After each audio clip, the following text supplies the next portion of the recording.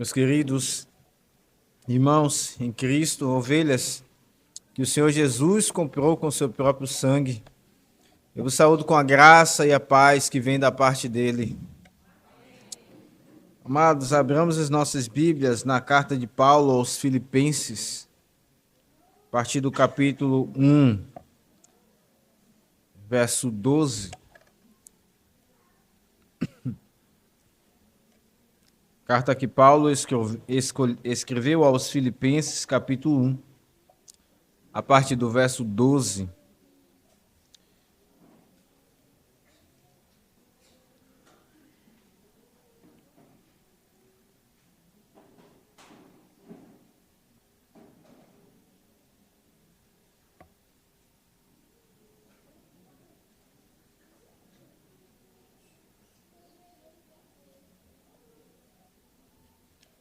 Eu lerei dos versos 12 até o verso 26.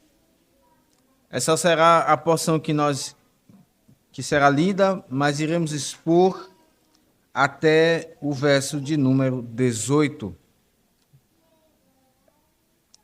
Filipenses 1, a partir do verso 12. Peço que todos atentem à leitura da palavra do Senhor, inclusive também as crianças, pois o Senhor também tem uma mensagem para vocês, crianças, para todos nós que estamos aqui nesta noite. Assim está escrito: quero ainda, irmãos, cientificar-vos de que as coisas que me aconteceram têm antes contribuído para o progresso do Evangelho, de maneira que as minhas cadeias em Cristo se tornaram conhecidas de toda a guarda pretoriana e de todos os demais. E a maioria dos irmãos, estimulados no Senhor por minhas algemas, ousam falar com mais desassombro a palavra de Deus. Alguns efetivamente proclamam a Cristo por inveja e porfia, outros, porém, o fazem de boa vontade. Estes, por amor, sabendo que estou incumbido da defesa do Evangelho. Aqueles, contudo, pregam a Cristo por discórdia e insinceramente, julgando suscitar tribulação às minhas cadeias. Todavia, que importa? Uma vez que Cristo, de qualquer modo, está sendo pregado, quer por pretexto, quer por verdade, também com isto me regozijo. Sim, sempre me regozijarei, porque estou certo de que isto mesmo, pela vossa súplica e pela provisão do Espírito de Jesus Cristo, me redundará em libertação, segundo a minha ardente expectativa e esperança de que em nada serei envergonhado. Antes, com toda a ousadia, como sempre, também agora, será Cristo engrandecido no meu corpo, quer pela vida, quer pela morte. Porquanto, para mim, o viver é Cristo e o morrer é lucro. Entretanto, se o viver na carne traz fruto para o meu trabalho, já não sei o que hei de escolher. Ora, de um e outro lado estou constrangido, tendo desejo de partir e estar com Cristo, o que é incomparavelmente melhor. Mas, por vossa causa, é mais necessário permanecer na carne. E, convencido disto, estou certo de que ficarei e permanecerei com todos vós, para o vosso progresso e gozo da fé, a fim de que aumente quanto a mim o motivo de vos gloriardes em Cristo Jesus, pela minha presença de novo convosco. Amém. Vamos pedir mais uma vez, irmãos, que o Senhor nos abençoe em oração. Santo Deus, pedimos a tua graça, a tua luz, Senhor, que quando incide em nossas trevas, em nossas confusões, em nossas almas turbadas, Quando tu, pelo teu filho, o leão da tribo de Judá que ruge, e quando ruge, atrai as almas dos teus a ti, e aquietas, para que nelas, a tua palavra, ó Deus, confiemos. Nós recorremos a ti, pedindo que assim tu faças hoje, Senhor, nesta noite. Fala conosco, Pai, para que não pela nossa força andemos, não, ó Deus, lidando com as circunstâncias da vida, pela nossa própria força, assim andemos, mas pela ótica correta, Senhor, que vemos aqui nesse texto que acabamos de ler. Ó Senhor da graça, reverência e temor ao que prega. Da luz, ó Deus. Também pedimos que o Senhor conceda a nós que ouvimos a tua palavra, para que possamos, ó Deus, discernir a tua vontade para as nossas vidas. Pedimos que o Senhor também abençoe as nossas autoridades, aquelas que tu mesmo colocaste sobre nós, ó Deus. Ó Pai, tem misericórdia delas, porque não sabem o que têm feito. Não sabem, ó Deus, e não contemplam o Senhor justo, assentado no alto e sublime trono. Não tem temor no coração, ó Deus. E por isso vemos tantas injustiças, ó Deus, cometidas por elas, tantos pecados. Clamamos, ó Deus, a Ti por elas, porque Tu nos puseste como luz neste país. Tu nos puseste como nação de sacerdotes para também interceder por eles. Que o Senhor tenha misericórdia, ó Deus, e os alcance com o Evangelho, a boa nova, que faz um pecador servir ao Senhor de coração. Nós rogamos por isso, Senhor, e que nos use como luz no meio dessas trevas, neste país. Assim nós oramos em nome de Cristo Jesus. Amém.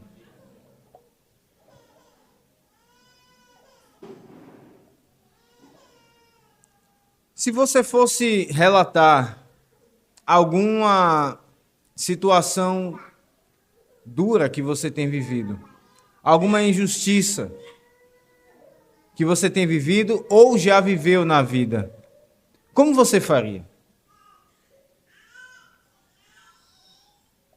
Qual seria a sua ênfase? Quando somos chamados, irmãos, a contar algumas coisas, então somos chamados a dizer a verdade. E é isso exatamente que Paulo faz aqui. Nós já vimos anteriormente que Paulo, ele está muito provavelmente preso em Roma. Certamente ele estava preso, isso nós sabemos com certeza absoluta, mas é muito provável que estava em Roma, ali, como um prisioneiro, e prisioneiro de forma injusta, tendo passado por várias etapas, sendo julgado injustamente, já podendo ter sido solto há muitos anos. Paulo, então, está aqui relatando as suas circunstâncias. Paulo está relatando as coisas que lhe têm acontecido. Portanto, Paulo, ele não deixa a verdade de fora. Ele mostra tanto aquilo que de bom tem acontecido, como aquilo também de injusto que lhe acontece. Mas o que é interessante é a forma com a qual ele faz isso. O que mais pesa no relato de Paulo? A ênfase que ele dá não são nas suas dores, nas suas injustiças, mas a ênfase que ele dá é uma só. É em Cristo. Para Paulo é só isso que importa. Meus irmãos, esse texto ele poderia ser pregado de uma vez só até o verso 26. Mas uma vez que ele traz tantas lições para as nossas vidas, eu dividi no meio. Aqui nesse sermão de 12 a 26, que será dividido em duas partes, nós veremos o segredo da felicidade de Paulo, tanto na igreja quanto no mundo. O segredo da felicidade de Paulo, tanto na igreja quanto no mundo. E aqui nessa primeira parte nós iremos ver as circunstâncias que lhe aconteciam. O que acontecia a Paulo, quais eram as injustiças que lhe aconteciam, porque se falamos de um segredo, estamos falando de grandes desafios que Paulo estava passando. E a forma com a qual ele lidava com esses desafios mostra que ele tinha um segredo, mostra que ele era feliz, mesmo estando preso. Isso parece loucura, não é verdade? Alguém preso e injustamente feliz. É dessa forma que Paulo escreve aqui. Nós iremos então começar aqui no verso de número 12. Nesse relato que Paulo traz, veja, verso 12 está escrito: quero ainda, irmãos, cientificar-vos de que as coisas que me aconteceram têm antes contribuído para o progresso do Evangelho.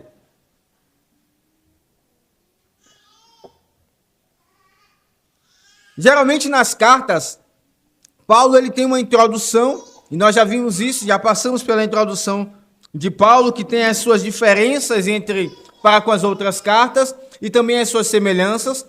Paulo traz, na maioria delas, uma oração, mostrando o quanto aqueles irmãos a quem ele está escrevendo participavam da vida dele, o quanto ele amava esses irmãos e como um ministro do Evangelho ele orava por eles. E então, geralmente nas cartas, depois desta oração, o que Paulo faz é começar a tratar os problemas e as situações na vida daquela igreja.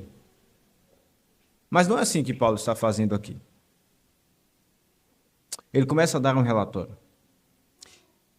Quero ainda, irmãos, cientificar-vos. Cientificar é da ciência. Eu quero dar algumas informações para vocês das coisas que me aconteceram. Por que Paulo faz isso? Porque Paulo é forçado, poderemos assim dizer, a iniciar a carta com essas informações, dando um relatório. E nós sabemos 2 motivos, pelo menos podemos dizer aqui. Esses irmãos eram irmãos que contribuíam com o ministério do apóstolo Paulo. E contribuíam não apenas coração, mas também financeiramente. E Paulo, então, em forma de gratidão, ele se vê no dever de dar aqui um relatório a esses irmãos. Geralmente, quando alguém nos mantém qualquer projeto em nossas vidas, nós levamos algumas informações para que, geralmente é assim que as pessoas sérias fazem, para que as coisas fiquem claras e para que digamos a essas pessoas que estamos sendo gratos por aquilo que elas estão fazendo na nossa vida. É isso que Paulo está fazendo. Mas, meus irmãos, Paulo não está fazendo apenas isso por causa da contribuição financeira daqueles irmãos. Paulo também está fazendo isso porque ele tinha um relacionamento muito íntimo com aqueles irmãos. Já passamos pelo texto que Paulo diz: eu vos trago no coração. E então, antes de tratar problemas naquela igreja de forma mais direta, Paulo, ele quer mostrar àqueles irmãos que tanto amava e que ele também amava, como estava vivendo com o apóstolo Paulo. O que ele estava passando na sua vida. Quando nós amamos alguém, nós queremos tomar alguma parte do tempo dessas pessoas para contar aquilo que temos vivido. Não é verdade? Seja numa ligação telefônica, seja no WhatsApp, seja no Instagram, seja em qualquer lugar. Pessoalmente, que é melhor ainda. Nós queremos falar, temos essa necessidade de dizer. É isso que Paulo está fazendo aqui. E, meus irmãos, a verdade é que Paulo, ele, embora ele esteja fazendo isso pelos 2 motivos, ele não faz tanta separação entre esses 2 motivos.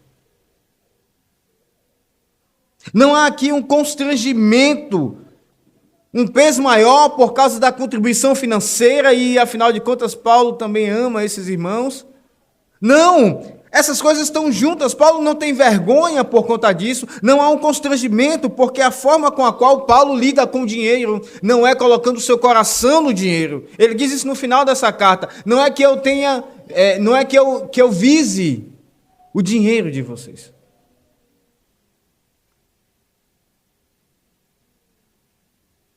Nós vemos aqui que Paulo faz esse relatório, tanto porque ele tinha gratidão no coração, quanto também porque ele amava aqueles irmãos. Mas o que mesmo aconteceu a Paulo? O que ele quer cientificar? Que coisas são essas? Veja, ele diz: eu quero cientificar-vos de que as coisas que me têm acontecido. A verdade, irmãos, é que Paulo resume muitas coisas aqui. Muitas delas ele não detalha. Que coisa, se pudéssemos perguntar, fale-nos mais, Paulo. Se o Filipenses pudesse perguntar, mas me conte mais daquilo que lhe tem acontecido. Que coisas são essas? Talvez Paulo dissesse: ora, talvez vocês se lembrem que eu tive que sair fugido da cidade de Tessalônica, porque corria risco. Isso está lá em Atos 17, já passamos por esse texto. Eu saí fugido também de Bereia para a cidade de Atenas, correndo risco. Paulo foi zombado, a sua mensagem foi zombada e menosprezada em Atenas. Quando alguns disseram assim: sobre essas coisas nós ouviremos em outra ocasião. E quiseram ficar com os seus ídolos e com a sua vida de idolatria. O grande apóstolo Paulo, que trouxe uma pregação fenomenal, foi desprezado. Paulo foi preso em Corinto. Isso está em Atos 18. Ele quase foi agredido lá em Éfeso, quando gritaram: grande é a Diana dos Efésios. E uma multidão começou a se agitar. E quase ele foi agredido. Paulo está sendo perseguido desde Atos 27, 21, verso 17. De forma mais incisiva pelos judeus. Quando ele chegou em Jerusalém, ele começou a ser perseguido de forma mais sistemática. E ele começou a pegar navios. Ele foi preso. Até que ele teve um naufrágio. E ele chegou em Roma, de onde ele está escrevendo Filipenses. Eu quero ainda, irmãos, cientificar-vos de que as coisas que me têm acontecido, que me aconteceram, essas são as coisas.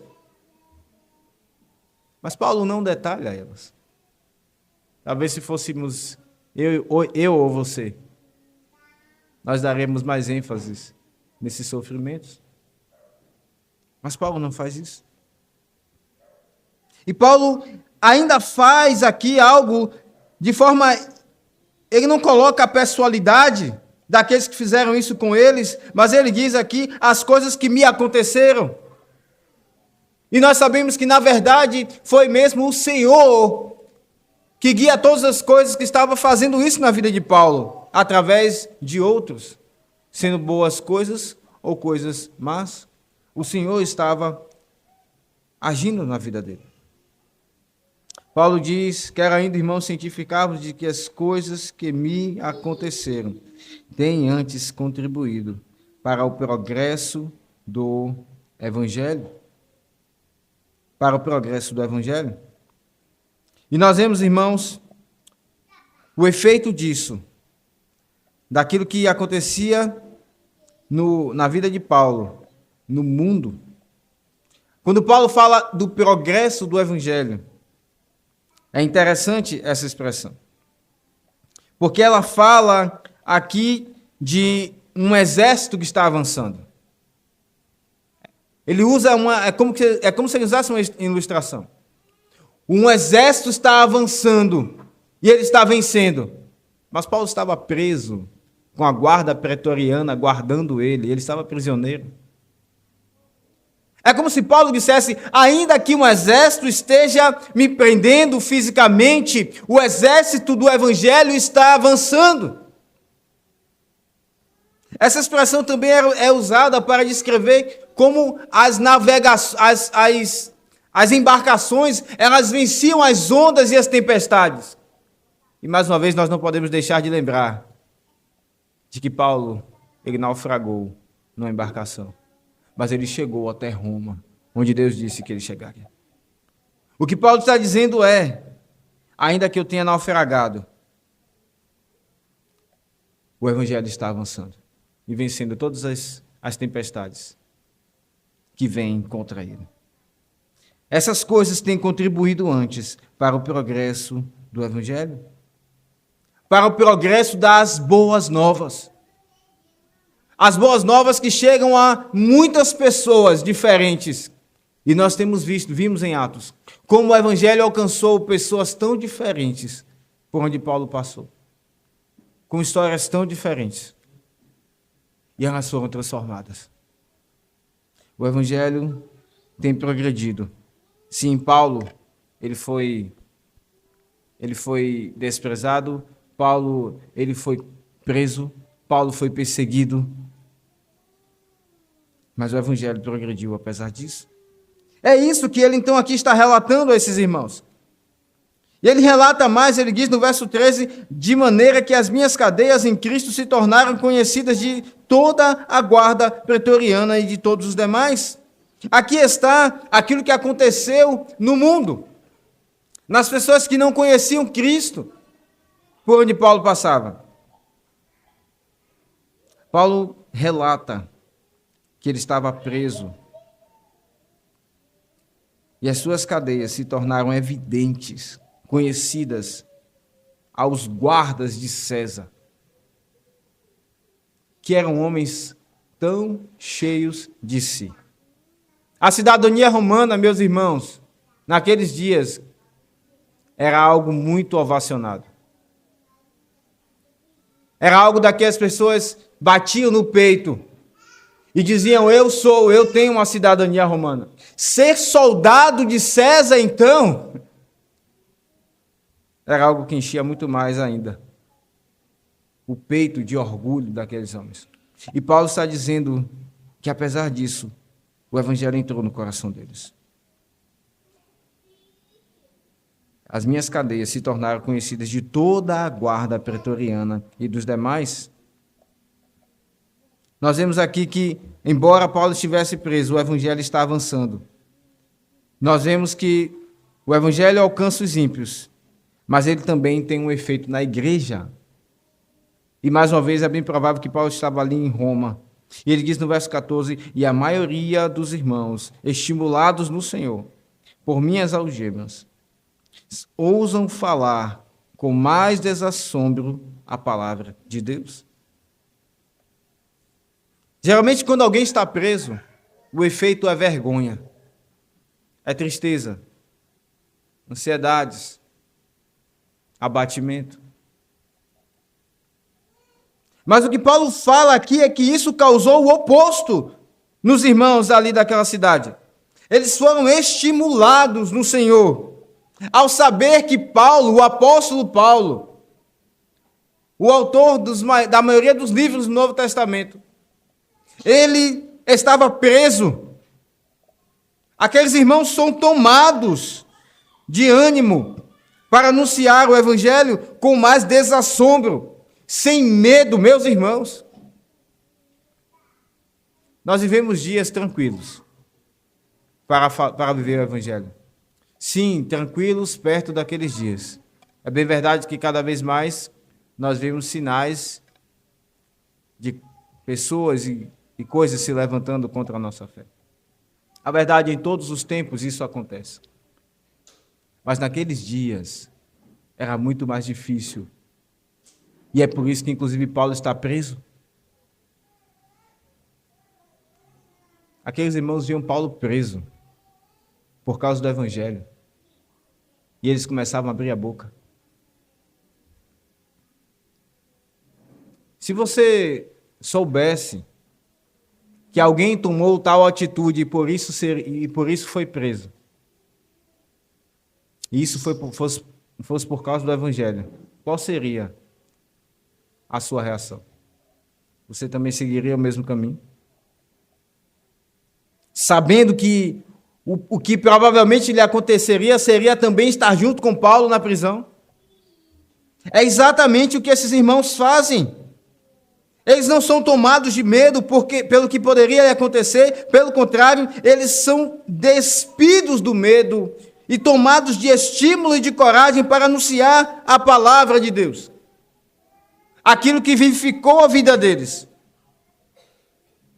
Eles então proclamaram a palavra de Deus. Mas, meus irmãos, é bem verdade que a fonte dessa coragem não foi o apóstolo Paulo. E há alguns escritos nos nossos dias, inclusive, que quando falam das cartas de Paulo, eles tendem a exaltar demais, honrar demais o apóstolo Paulo. A fonte dessa coragem não foi Paulo. Paulo era um pecador como eu e você, embora um pecador bem santificado. Por tudo que o Senhor fez ele viver. Paulo era um pecador. Ele diz a fonte desse desassombro, dessa coragem, era o Senhor. No verso 14 ele diz, e a maioria dos irmãos, estimulados no Senhor, não em mim, mas no Senhor, por minhas algemas, ousam falar com mais desassombro a palavra de Deus. Essa é a fonte da coragem daqueles irmãos. Meus irmãos, Cristo opera na sua igreja. Quando irmãos vencem desafios, isso se divulga por toda a igreja. Você sabe do que eu estou falando. Quando nós tomamos ciência de que alguns irmãos, ao invés de estarem prostrados, desanimados e abatidos, eles são encorajados a viver o Evangelho de forma mais santa, nós somos impelidos por coragem também. Isso acontece com aqueles que estão doentes, mas não se entregam ao desânimo e começam ainda mais a se santificar. A igreja é tomada de zelo, de coragem. É isso que está acontecendo com esses irmãos. É Cristo quem opera no meio delas, porque Ele é o cabeça. É dele que vem a força. E é isso que Paulo está relatando, que a maioria dos irmãos foram tomados por coragem para anunciar a palavra de Deus, mas ele dá alguns detalhes aqui, ainda mais. No verso 15 ele diz, alguns efetivamente proclamam a Cristo por inveja e porfia. Outros, porém, o fazem de boa vontade. Estes, ou seja, aqueles que fazem de boa vontade, sabendo que eu estou incumbido da defesa do Evangelho, aqueles, contudo, pregam a Cristo por discórdia, insinceramente, julgando suscitar tribulação às minhas cadeias. Paulo cita dois grupos de irmãos naquela igreja, que estavam anunciando o Evangelho. Um anunciava o Evangelho por amor. Um reconhecia o ministério de Paulo. E, inclusive, para reforçar a obra de Deus na vida de Paulo, começavam também a divulgar o Evangelho, a mensagem que Paulo pregava, e que não era de Paulo, mas de Cristo. A mensagem dos apóstolos era a mensagem que o próprio Cristo tinha ensinado a eles. Então, alguns, para honrar a obra de Deus na vida de Paulo e a autoridade que ele tinha no meio da igreja, anunciavam esse evangelho. Era como se dissessem, Paulo, você está preso, mas nós somos como você aqui do lado de fora. E o evangelho irá continuar sendo divulgado.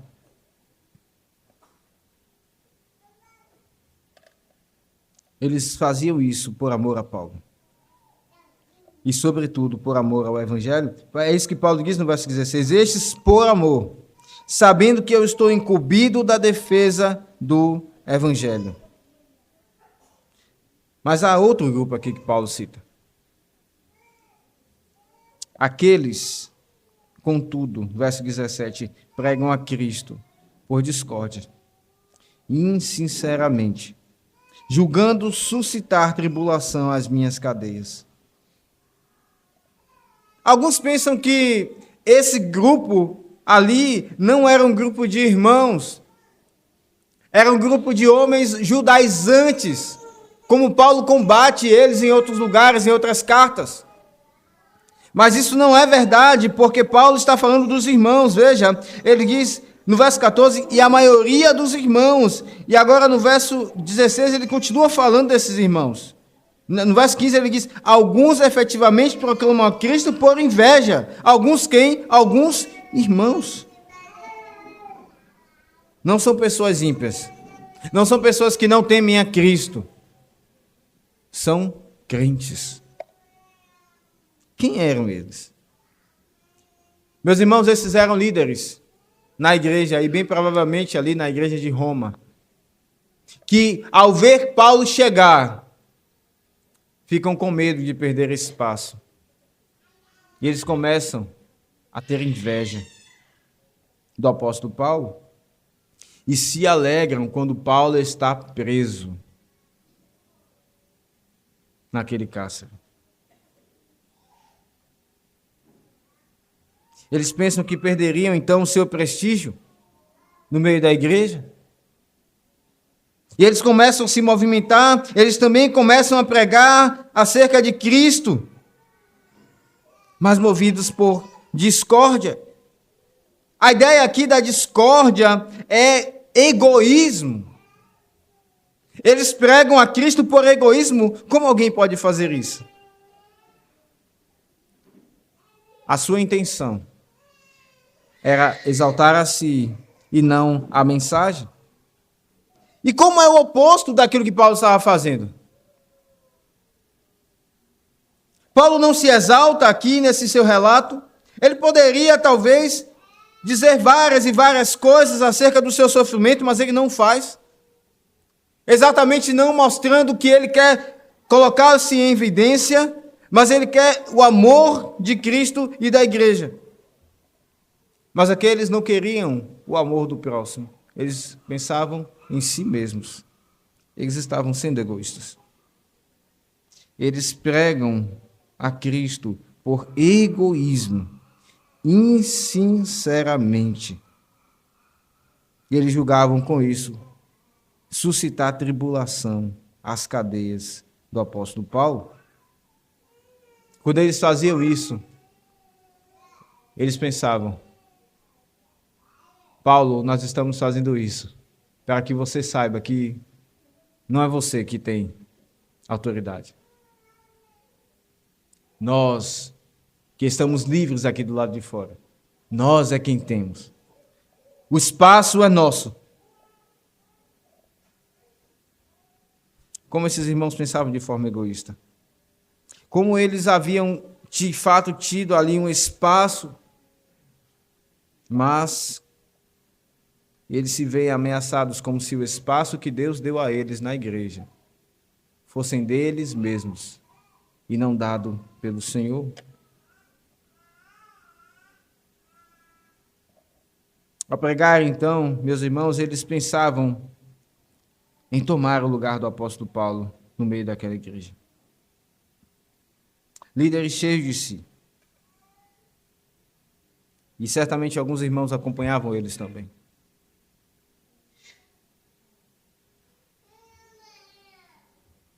Esse é o relato que Paulo conta aos irmãos de Filipenses.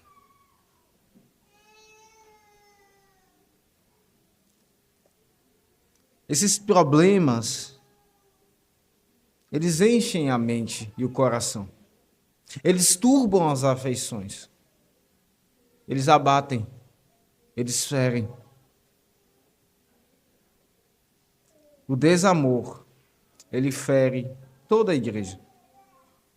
E eles pregavam, então, exatamente com falta de amor. Eles pregavam por partidarismo. Isso nos lembra o que Paulo fala lá em 1 Coríntios 1. Abra sua Bíblia lá. Não é a igreja de Roma. É a igreja de Corinto, mas é um outro cenário semelhante.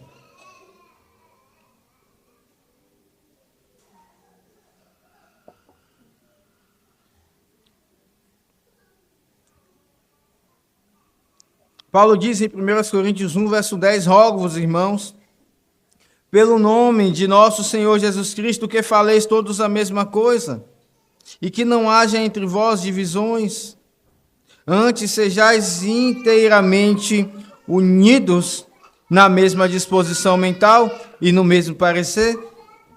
Pois a vosso respeito, meus irmãos, fui informado pelos da casa de Cloe de que há contendas entre vós. Refiro-me ao fato de que cada um de vós dizer, eu sou de Paulo, e eu de Apolo, e eu de Cefas, e eu de Cristo. Acaso Cristo está dividido? Foi Paulo crucificado em favor de vós? Ou fostes porventura batizados em nome de Paulo? Perceba como esse problema da divisão e também acontecia em Corinto. Não apenas em Filipos. E Paulo, ele está aqui enojado disso, e ele inclusive lança de si, eu não morri por vocês. Vocês que dizem, eu sou de Paulo, eu não fui crucificado no lugar de vocês. A pergunta de Paulo é retórica. Não foi Paulo crucificado, foi Cristo crucificado. E ainda, inclusive, existia o grupo daqueles que diziam, eu não sou de Paulo, eu não sou de Apolo, eu não sou de Cefas, que era Pedro. Eu sou mais espiritual, eu sou de Cristo. E não se submetia a autoridade alguma. Ah, meus irmãos, como isso acontecia também na igreja de Corinto. E não é à toa que o centro desta carta aos Coríntios é acerca do amor. É nele que se resume todos os outros problemas daquela igreja. E também esse é o ponto aqui na igreja de Roma, que Paulo, usando esse contexto, traz à igreja de Filipos. E dessa forma, então, Paulo, de forma sábia, também trata a igreja de Filipos, que também tinha um problema de partidarismo. Tudo isso acontecia. E Paulo, então, relata a esses irmãos. E ele faz uma pergunta que é, no mínimo, interessante. Ele diz, alguns estão pregando a Cristo por discórdia, por desamor. E talvez eu e você esperávamos Paulo dizer, pois então eu já tomei providências para que esses fossem tratados em seus pecados, para que eles fossem tirados daquilo que estão fazendo. A pergunta de Paulo é, todavia, que importa?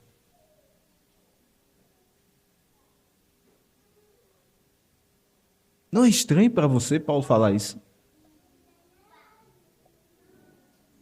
Alguém está pregando o evangelho por discórdia. E Paulo diz, que importa? O que eu tenho a ver com isso? Isso não causa indignação no seu coração?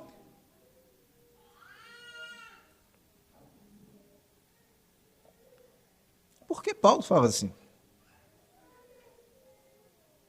Ele responde. No verso 18 ele diz, uma vez que Cristo de qualquer modo está sendo pregado, quer por pretexto, quer por verdade, também com isto me regozijo. Sim, sempre me regozijarei. Meus irmãos, o que aquele grupo de irmãos na igreja de Roma, provavelmente a igreja de Roma, estavam fazendo era pregar o evangelho da forma correta. Eles não estavam pregando uma outra doutrina. É Cristo que eles estavam pregando. Paulo diz, uma vez que Cristo está sendo pregado. Eles não estavam trazendo doutrina estranha para aquela igreja. Mas qual o problema deles? A intenção do coração deles não era atrair a glória para Cristo. Não era honrar o apóstolo Paulo, a autoridade que Cristo colocou na sua igreja. A intenção do coração deles era atrair a glória para si.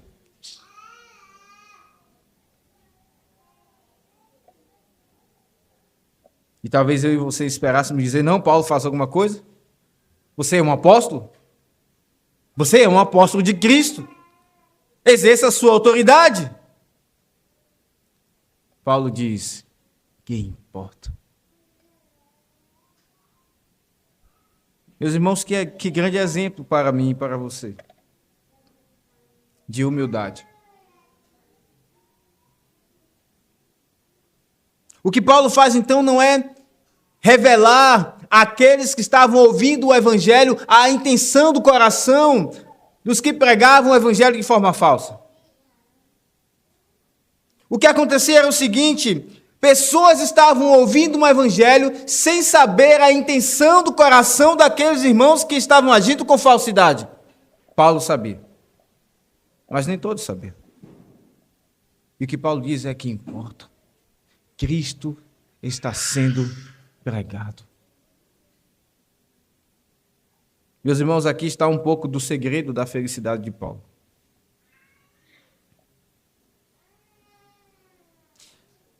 A felicidade de Paulo está em Cristo. E nós precisamos então voltar a alguns versículos para ver mais sobre isso. No verso 13, Paulo diz de maneira que as minhas cadeias em Cristo. A união que Paulo tinha com Cristo era o segredo então disso. A sua alma estava unida a Cristo. Ele o experimentava em sua alma, ele andava com Cristo. Como ele mesmo diz em outro lugar, não mais vivo eu, mas é Cristo que vive em mim. Quando o homem caiu em pecado, antes de cair em pecado, o centro da sua vida era Deus. Ele foi criado assim, dessa forma. Mas quando ele caiu em pecado, o centro da sua vida passou a ser ele mesmo. E o que Paulo experimenta aqui é o retorno. Não é mais ele o centro da sua vida, é Cristo. Inclusive nas algemas que ele tinha. No meio do sofrimento de Paulo, estava Cristo. As suas cadeias são Cristo. E se Cristo então são o motivo, Cristo é o motivo das suas cadeias, então está tudo bem. Paulo está sofrendo, Paulo está limitado em sua liberdade, ele não pode fazer o que quer, ele não pode sair de uma casa, mas se é por causa de Cristo que ele está passando isso, então está tudo bem. Paulo já disse, meus irmãos, que ele é servo de Cristo. Isso implica que a sua vontade e o seu coração estão submissos como um escravo que faz a vontade do seu senhor, do seu dono. E se a vontade de Cristo é que Paulo estivesse preso naquela prisão, e Deus o revelou que ele deveria ser testemunha em Roma, então Paulo está feliz. As suas cadeias são em Cristo. A força daqueles irmãos não era Paulo, era Cristo. O que Paulo evidencia aqui, embora ele estivesse sofrendo e estivesse sendo injustiçado, não é ele, mas é Cristo. Como isso ensina a mim e a você? E em último lugar, o que vemos aqui Paulo fazendo é se alegrar quando Cristo está sendo anunciado.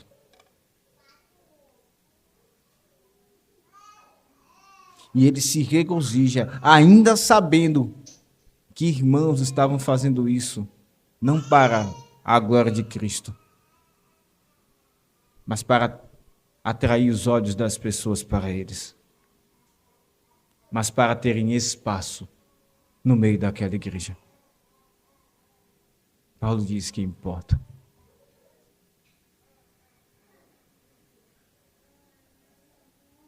Como você tem lidado com as injustiças, seja no mundo ou seja na igreja?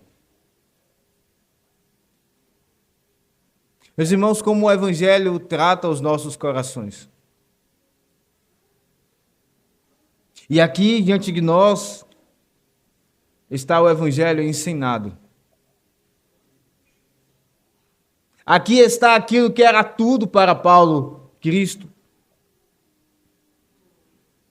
Como o evangelho nos ensina, inclusive, a lidar com as injustiças. E dizer, ok, isso é injusto, Senhor, mas se Cristo está sendo exaltado, eu me alegro. Paulo não diz, ok, que aconteça assim, e afinal de contas eu não posso fazer nada. Ele diz, eu me regozijo. Porque é a Cristo que ele amava.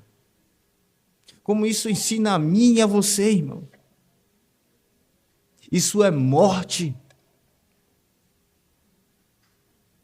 Isso é morte para que Cristo viva em nós. Isso é Paulo dizendo, a igreja não é minha, é de Cristo. E se Ele faz com que essas coisas aconteçam, então eu me regozijo. Se Ele está sendo anunciado de forma correta, eu me regozijo, eu me alegro. Você consegue se alegrar?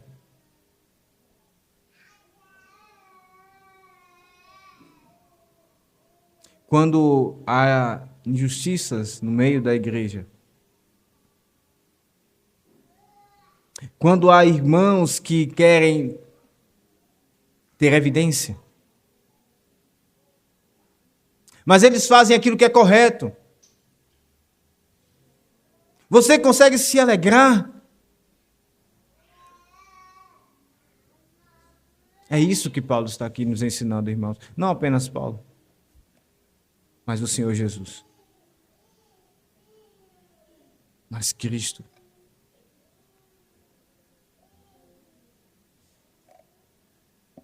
Essa mesa que nós fomos convidados a nos assentar, e daqui a pouco estaremos tomando dos seus elementos, nos convida a morrer para as nossas próprias vontades.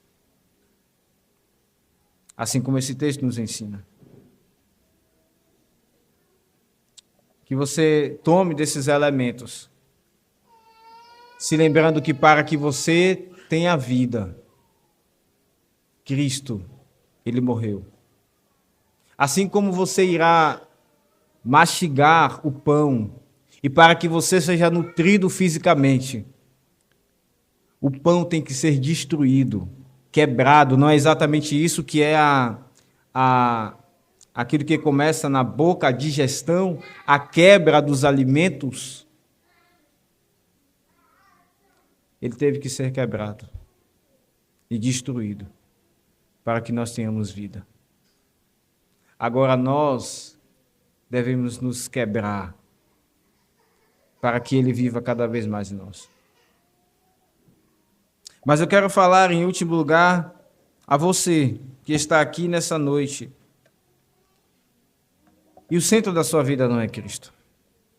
A você que está aqui nessa noite e não tem uma luta, sabendo que deve se regozijar em Cristo e mortifica a sua carne e se alegra nele.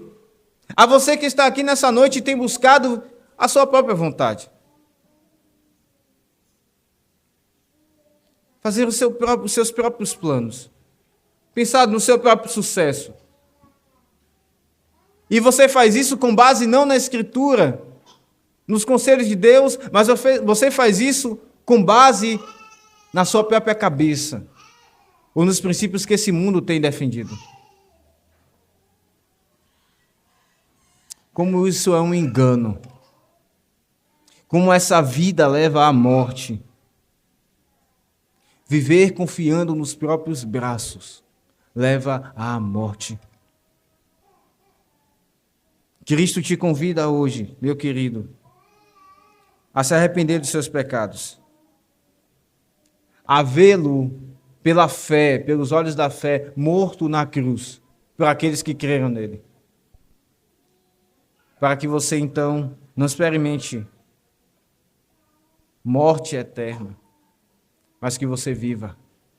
Para que você seja bem-sucedido em tudo que você faça. Isso não significa que você será rico. A Escritura não nos promete isso.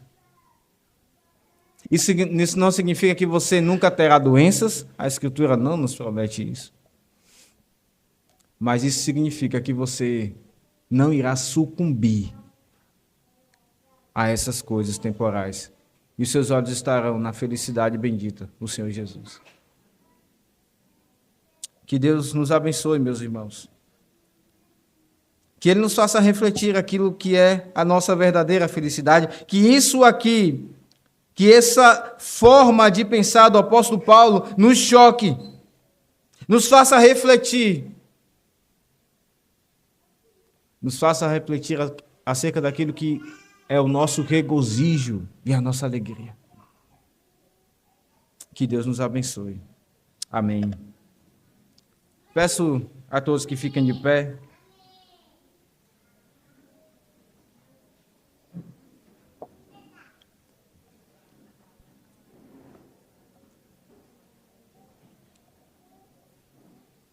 Vamos orar. Maravilhoso Deus e Pai, nós pedimos a Tua graça, Senhor, que aplique esta palavra ao nosso coração. Ó Pai, como somos inclinados em nós mesmos, para nós mesmos. E como muitas vezes precisamos, ó Deus, até mesmo de ajuda de outros para enxergar isso. Tem misericórdia de nós, ó Deus, perdoa-nos. Perdoa-nos quando nós, até mesmo sem perceber, já estamos fazendo a coisa para a nossa própria evidência, para a nossa própria vontade.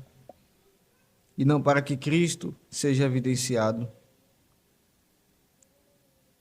Ó Deus, que a nossa alegria seja que Ele seja conhecido e vivenciado no meio da sua igreja. Que o Senhor, ó Deus, santifique o teu povo. E que o Senhor, ó Deus, inclusive santifique os nossos relacionamentos pelo poder do Evangelho. Assim nós oramos em nome de Cristo Jesus. Amém.